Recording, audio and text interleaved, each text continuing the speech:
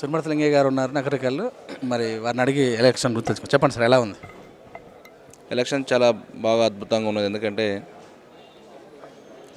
TRS పార్టీకి ఎదురు లేదు.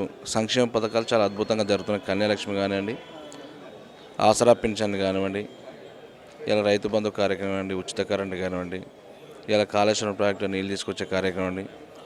తెలంగాణ జిల్లాలో అంతటా కూడా ప్రాజెక్టు పూర్తి చేసి అన్ని ప్రాంతాలకు వ్యవసాయ రంగానికి నీళ్ళు ఇచ్చే కార్యక్రమం కానివ్వండి, డబుల్ బెడ్రూమ్లు కానివ్వండి, అన్ని రకాల సంక్షేమ పథకాలు చాలా అద్భుతంగా జరుగుతున్నాయి. ప్రజలందరికీ కూడా ఒక నమ్మకం, విశ్వాసం అనేది కేసీఆర్ గారి మీద ఉన్నది. మాకందరికీ కూడా ఒక పెద్ద దిక్కు, ఒక తండ్రిగా, కొడుకుగా మరి అందరినీ అన్ని రకాలుగా ఆపదలు ఆదుకుంటుండే, ఒక విద్యలో కానివ్వండి, పేద తల్లను కాపాడుకుని ఒక పెద్ద దిక్కు, ఒక పెద్ద కొడుకుగా అండగా ఉంటుంది. కాబట్టి ఇలా ప్రతి పేద వర్గాలందరూ కూడా ఇలా టీఆర్ఎస్ పార్టీకి అండగా ఉండి మరి మళ్ళీ మున్సిపల్ ఎన్నికల్లో కూడా భారీ మేర అంటే వన్ సైడ్ వచ్చే అవకాశం ఉంది. ఎందుకంటే ఇలా ఎటు చూసిన కనుసూపు మేరలో కాంగ్రెస్ పార్టీ కానీ ఏ పార్టీ కూడా కనిపించే పరిస్థితి లేదు. ఈ మధ్యకాలం అక్కడక్కడ కాంగ్రెస్ పార్టీలు మీటింగ్లు పెడితే కూడా తనుకునే పరిస్థితులు కనిపిస్తున్నాయి. అందుకనే ఇవాళ టీఆర్ఎస్ పార్టీ దేశంలో ఎదురులేని శక్తిగా పార్టీ మరి అట్లా ఆ రకంగా పుణాత్మక కేసీఆర్ గారు నాయకత్వంలో చేయడం జరిగింది. తెలంగాణ సాధించిన గొప్ప నాయకుడు కాబట్టి వారి నాయకత్వంలో, కేటీఆర్ గారి నాయకత్వంలో రాష్ట్రంలో మరి కానీ మా ప్రాంతంలో మా జిల్లాలో జగదీశన్ నాయకత్వంలో కానివ్వండి ఖచ్చితంగా భారీ మెజార్టీ స్థానాలు గెలుచుకోబోతున్నాం.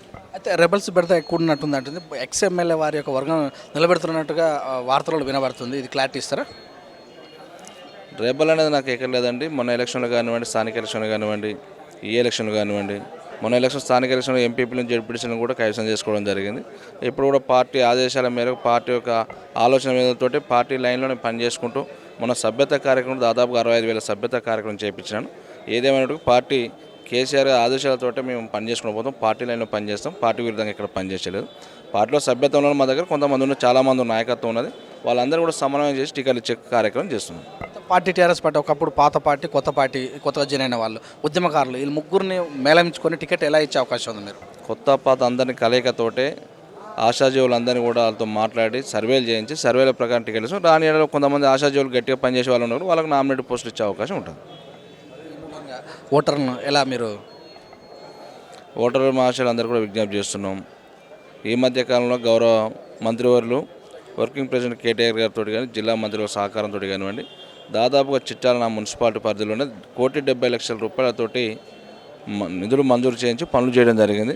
అది నూతనంగా ఏర్పడ్డది. ఇంకా అధికంగా నిధులు కాబట్టి మున్సిపాలిటీ గెలిపించుకుంటే ఇంకా నిధులు ఎక్కువ తెస్తాడు మా ఎమ్మెల్యే గారు, ప్రభుత్వం చేస్తాను ఒక నమ్మకం ఇస్తుంది. అదర్వైపు ఓటేస్తే ప్రయోజనం ఏంది? కొత్త మున్సిపాలిటీ అభివృద్ధి చెందాలంటే మనం టీఆర్ఎస్ పార్టీకి పట్టం కట్టాలని ప్రజల్లో మంచి అభిప్రాయం ఉంది. ఖచ్చితంగా మంచి మేరతో గెలిపించుకుంటాం. Thank you.